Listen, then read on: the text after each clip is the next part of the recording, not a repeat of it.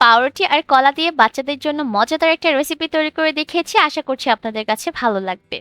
প্রথমে বাটির মধ্যে একটা ডিম ভেঙে নিয়েছি, সামান্য একটু লবণ দিয়েছি, আধা টেবিল চামচ চিনি দিয়েছি আর দিয়েছি 1 টেবিল চামচ লিকুইড দুধ। এবার খুব ভালোভাবে সবকিছুকে মিশিয়ে নিচ্ছি। ডিমটাকে ভালোভাবে ফেটিয়ে নেওয়া হয়ে গেলে আমি এই বাটিটাকে একটা সাইডে রেখে দিচ্ছি। এবার আমি নাস্তাটা তৈরি করার জন্য একটা ব্রেডের স্লাইস নিয়ে নিয়েছি। একটা ছুরির সাহায্যে ব্রেডের মাঝ বরাবর দিয়ে 4 কোনা করে কেটে নিতে হবে।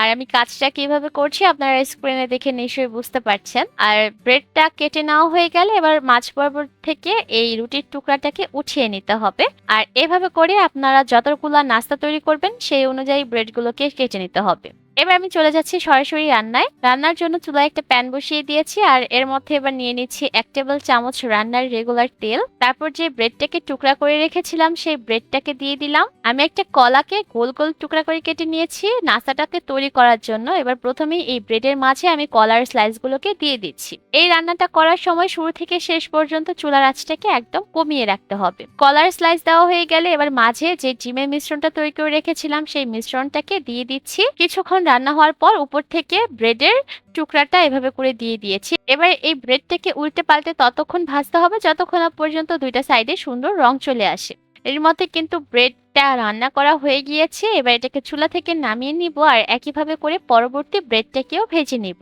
এটা খুব সহজে তৈরি করে আপনারা বাচ্চাদের দিতে পারেন, দেখবেন ওরা খুব মজা করে খাবে। আজকের মতো বিদায় নিচ্ছি, ভালো থাকবেন, আল্লাহ হাফেজ।